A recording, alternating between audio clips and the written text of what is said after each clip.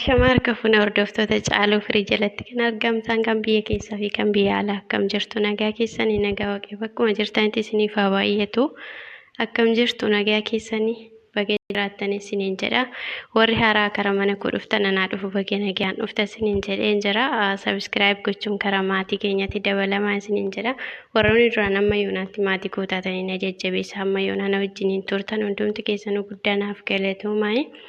Isinan jaalladha isinan kabajan isiniin jedha har'a immoo muudannoo koo tokkoon qabadhee dhufe barumsa taa'ee waan yaadee fi keessattuu ijoollee bakkeerra hojjetan ijoollee ala keessa seeran hojjetaniif jechuudha muudannoon koo kun sirriitti barumsa ta'aa fi kanaaf amma qophii kiyyaatti hamma dhumaatti hamma xumuraatitti yoo na daawwattanii waan baay'ee irraa hubachuu dandeessu waan ta'eef kanaaf viidiyoo kana hamma dhumaatti hordofaa isiniin jedha. Annaa kanadha yoo isinitti tole immoo like share comment gochuun dagatinaa isiniin jedha dogongora qabu comment jalatti naaf kaa'uu hin dagatinaa isiniin jedha. Gamanumaan gara muudannoo koo himuuttan isiniif ce'a jechuudha. Calqabadha jechuudha muudannoon kun yeroo Dubaay dhufu yeroo sana waan baay'ee adda baafadhee hin beekun ture. Nan beekumsa amma kanaan qabu yaani sirriitti keessan hubannee biyyichas keessan beeku. Kontraata ji'a ja'an hojjedhe jechuudha. Ji'a ja'a hojjedhe baay'ee waan rakkisaniif manichaan an bahee manichaa yeroo ba'u ijoolleellee hin beeku jechuudha. Yeroo sana dhugaa dubbachuudhaaf nama hin beeku. Namni nan beeku ishii mucayyoo biiroo kan koo jechuudha. Isuma biyyarraa na fidde ishii birattidha kanan bahee ishuma walii galleetilleedha. An hin beeku gatii ta'eef isheen na baase yeroo sana. Jarri koo biyya na galchuus hin didamni achittis immoo biirottis na deebisuu didanii. Ishiin immoo yeroo sanaa fi maal jettee na teessisaa turte biiroo turii achi manichaa hin bayiniiti ji'a ja'a turiiti ji'a ja'a booddee biirootti si deebisuu nan danda'a naan jette. Ishiin garuu na sobaaritaan dhuguman see amanee ijoollee baay'eetti ijoolleetti bilbilaa yeroon himuu hin sobdi ji'a ja'a yoo guutte birrii jaraa hin deebu waan ta'eef ishiin jarri kun immoo isheedhanii biirootti sin deebisan naan jechaa turan jechuudha. Ani ishee amanee dhuman zimmedhee hojii koo hojjedhe sababni achi bahee fi garuu yoon isinitti baay'ee isinitti dheerachuu danda'a manichaa waan hin bahee fi baay'ee rakkadhee waan hin tureef malee manichaa bahuu barbaadee miti yeroo sanatti waggaa 2 xumureen biyya gala jedheetiin kanan biyyaa bahees karoorri koo akkas ture garuu naaf hin taane malee manicha sababni bahee fi madaamii koo yookiin immoo abbaan hojjechiisu miti kan na agamsiise jechuudha. Ijoollee isaaniitti kan na agarsiise ijoollee shamarranii gurguddootu jira akkasuma ijoollee dhiiraa gurguddootu jira jechuudha mana keessa baay'ee tokko bakka na rukutulleedha yeroo baay'ee rukutameetillee beeka garuu obsee dhuman ji'a ja'a hojjedhe jechuudha. Isaan booda immoo kushiinaan keenya alarra jira mana keessa dontaane alarra jira kushiinaan baay'ee ho'a ture. Achi booddee bakka kushiinaa sana keessa gaafan galu yeroo hundumaa nyaata guyyaatti yeroo meeqan hojjedha jechuudha nyaatumatu hojjetamaa oola manichatti. Inna kushiinaa sana yeroo galutti afaaniif funyaaniif inni na yaa'a jechuudha. Inna inni kun dhaabbatu yeroo sanatti funuuna duraan hin qabun ture garuu achittan argee sababa ho'atirraan kan ka'e natti fakkaata sababni isaa sana booddee akkasumatti dhiiga koo dhangalaasu ishiitti immoo waraabeen erga mucayyoo biiroo sanatti garaan alaafti jedhe ishiin immoo ji'a ja'a sana dirqama fixinaan jette ishii baqaa jedhee hunduma isaayyuu obsee baadhee danda'ee odoo rukutamus odoo nasiifachi darbatamus haadhaaf abbaatti yoo himadhe ijoollee keenya nutti himatinii jedhu jarri jechuudha. Isaan na rukutuu maal jedhu baqa ani immoo isaanitti yoo himadhe natti himatiin naan jedhu kanaaf callisee baqa hunduma isaayyuu nan dhiisedhu mara namatti simachuu. Achi booddee baqa baay'ee waan rakkadhee turee fi biyya nagalchaa dheen bu'aa ture beektu. Inna biyya nagalchaa dheetti bu'aan ture garuu immoo jarri hin didan jechuudha. Abadan hin baatu mana kana amma waggaa 2 xumurtutti jedhan. Biiroo sin deemtu biyya sin galtu naan jedhan.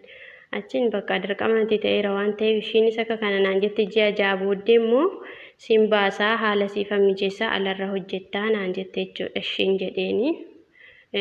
Ala booni waan gaarii fakkaata jechuudha nama hin beekneef dhugaa dubbachuudhaaf waan gaarii natti fakkaata yeroo sana birrii 500 nyaatu yoo jedhan bakka waan guddaa natti fakkaata garuu wama tokkitti faayidaan qabu jechuudha birriin baay'ateedhaaf xiqqaatee waaqayyo barakaa keessa namaaf kaa'e malee jechuudha. Inna birrichuma laala irra caalaafamu birrichis baay'eedha bakka sababa iyyuu ta'e immoo bagana baase mana kanaan jedha yeroo sanatti jechuudha beeku rakkoo ala jiru siin barre waan ta'eef. Inna achi booddee bakka nan bahee yeroon ji'a ja'a sana fixu ishiin akkuma jette haala naa mijeessite ishiidhuma bira nan dhufe. Ishii bira gaafa dhufu achi birrii ji'a ja'aati kanan qabadhee bahee koontiraataa illee jechuudha.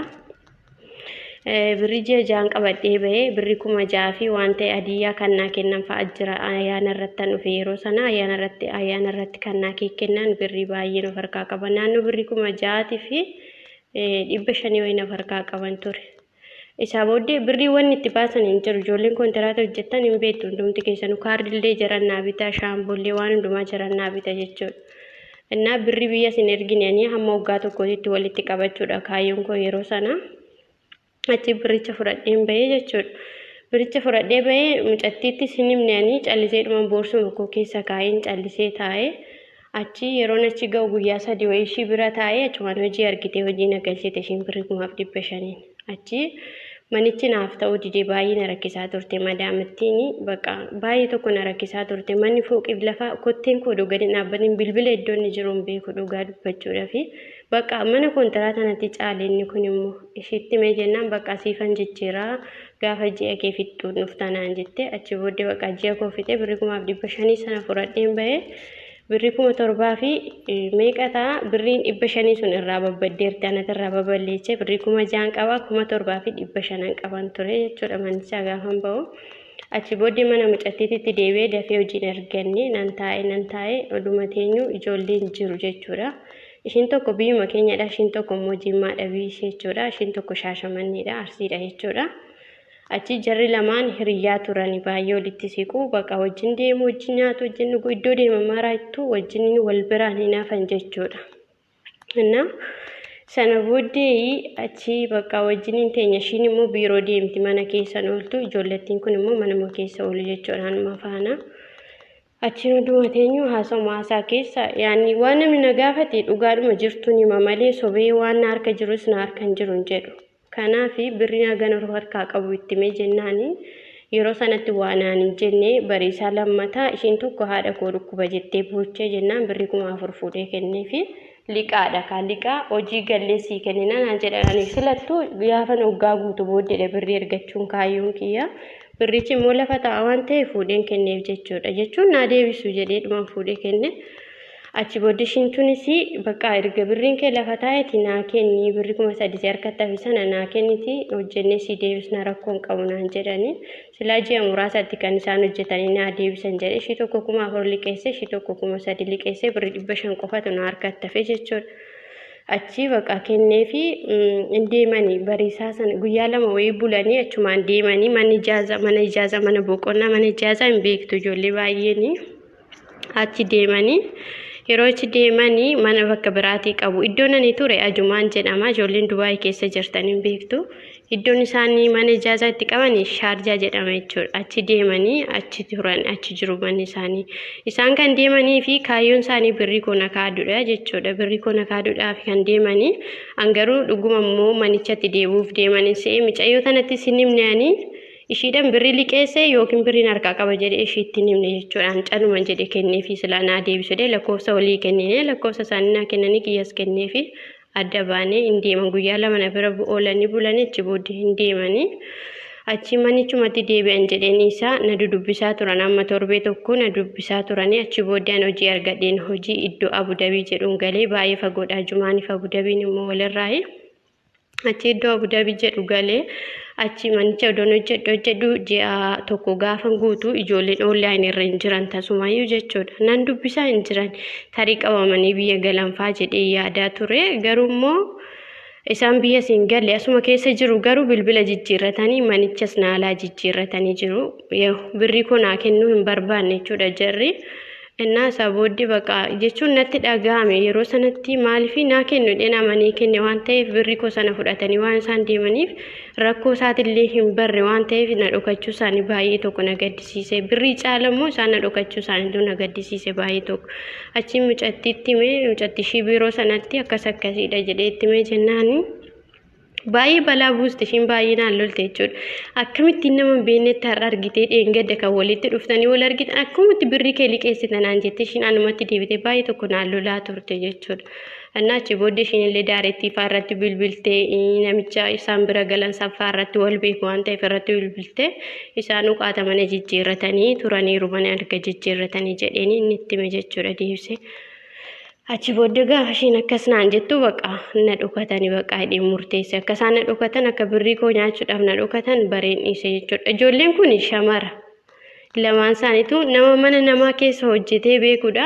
Yaani birrii biyya Arabaa akka itti dhuftu nama beekudha. Nama hin beekne odoo ta'eeti nan aarsus nan gaddisiisus ture garuu utoo beekanuu isa isaan birrii koo fudhatanii badanii baay'ee tokko na gaddisiise jechuudha. Yeroo sanatti baqa nam boo'e baay'ee tokko ofitti aaraa ture.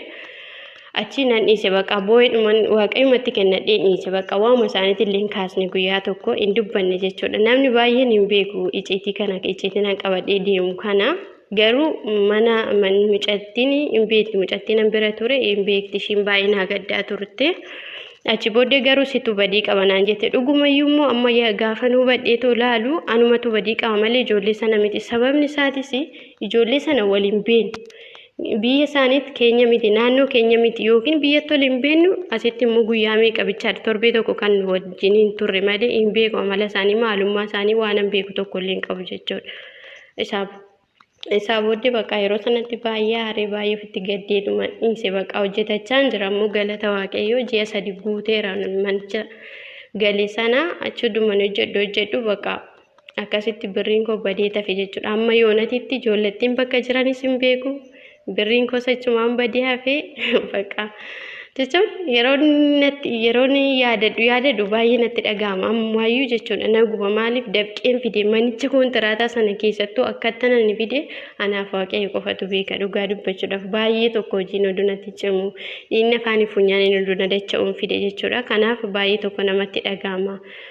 Kanaafuu sababni ani viidiyoo kana hojjedhee fi ijoolleen tokko jiru yaani anumtillee agaarraatittuyyuu isarraa baradhee namatti garaan jabaanne dhugaa waaqayyo of jechuuf miti jechuudha. Dhugaa dubbachuudhaa fi harkaa qabaadhee namni na gaafateenaan ammallee nan kenna jechuudha. Baqa garuma namatti hin jabaadhu. Amma garuu galata waaqayyoo koontiraataan gale deebi'ee ergasii mudannoo baay'eetu na mudate mudannoo kootuun sinitti meena fixa jedhee hin xumuru guyyaa dhumte tokko guutuun isaan hanga mudannoo hedduun qaba mudannoo hedduun na mudate jechuudha mudannoo ciccimaanii garuu galata waaqayyoo obsa yoo qabaatan waan hunduma keessa yoo dabarsu waan hundumtuu hin darba wanti hin darbine hin jiru jechuudha. Kanaaf nama hin beeknetti qarshii keessan hin liqeessina isin jechuu barbaadeni irraa barattu waan yaadifan viidiyoo kana isin hojjedhe qarshii nama hin beeknetti kennuun baay'ee ulfaataadha dhugaa dubbachuudhaaf isayyuu qarshii xiqqaa miti qarshii 7,000 kana nan fuudhee liqeesse. Kanaafiyyuu qarshii keessan namatti hin kenninaa qarshii keessa seeran qabadhaa keessattuu ijoollee reefu biyyarraa dhuftanii waa'ee qarshii sirriitti waa'ee biyya ormaa sirriitti hin beektan gadi fageenyanii. Kanaafuu qarshii qabachuun nu barbaachisa. Kan biyya keenya baaneef kan haadha keenya abbaa keenya maatii keenya hundumaatti dhiisnee baanee fi birrii sana barbaachaadha waan ta'eef birrii keenya seeraan qabachuu qabna siniin jedha. Kanaaf nama amanuun baay'ee tokko ulfaata. Namallee baay'ee namanii na baay'istanii siniin jedha. Yeroo sanatti ani amanee dhuman kenne dhugaa jechuun na dhugatu tasuma keessuma koon dhumne jechuudha. Shakkine amanee dhuman kenneef ijoollee sanii naa deebisee dhuman hammuma isaan bilbila cufanillee abdii hin kutanne jechuudha. Deebi'anii naa kennu natti fakkaate gaafa ji'a 3 fixu garuu abdiin kutadhee gadduu jammare malee jechuudha. Kanadha sin jedha hordoftoota kooyii kana fakkaata mudannoon kooyii waan hedduu irraa barattu viidiyoo kana amma dhumaatitti yoo dhaggeeffattanii. Waan amma dhumaana dhaggeeffataniif na wajjin turtanii yeroo keessan aarsaa gootanii na dhaggeeffachaa turtaniif guddaanaaf galatoomaa baay'een isin jaalladha baay'een isin kabajaa mudannoon koo hedduudha hunda isaa tokkoon isinii fideen nan dhufa yeroo isaatti yeroo eeggateetitti jechuudha hunduma isaa jechuun baasee dubbachuun maal la fayyadan jedha yeroo tokko garuu gaafa ilaalu namaaf barumsa ta'a. Wanni tokko mudannoo narra gaheessuun nama biraatirra gahuu hin qabu. Kanaafiyyuu mudannoo qabnu hundumaa yoo waliif ibsine akka yaada kootti bareeda natti fakkaata. Kanaaf mudannoo koo tokkoon hunduma isaa mudannoo Dubaay keessatti na mudate mudannoo gurguddaa hedduun na mudatee jira jechuudha. Namni akka koo mudannoo biyya Arabaa keessatti hin qaba jedhee hin beeku yaadu garuu namni dhabu hin jiru xiqqaatus garuu immoo namni akka koo mudannoo gurguddaa keessa darbee fatanaa guddaa fattanamee keessa darbe hin jira jedhee tasumaayyuu hin yaadu jechuudha. fatanaa hedduu keessan darbee as ga'e galata waaqayyo garuu yoo obsa qabaatan wanni hin darbine tokko iyyuu hin jiru kanaaf waan hojjennu keessatti waan goonu keessatti abdii kutachuu hin qabnu abdii kutachuun nu barbaachisu waan hojjennus waan goonus hunduma isaa abdiidhaan jiraachuun nu barbaachisa isiniin jedha.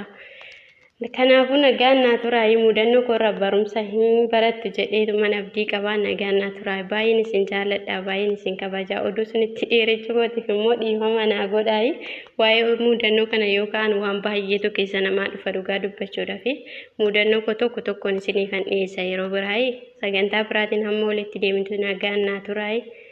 Oolmaa gaarii yookiin galgala gaarii viidiyoo kana sa'aatiin itti gallakkisuun beeku waan ta'eef nagaan naaf tura.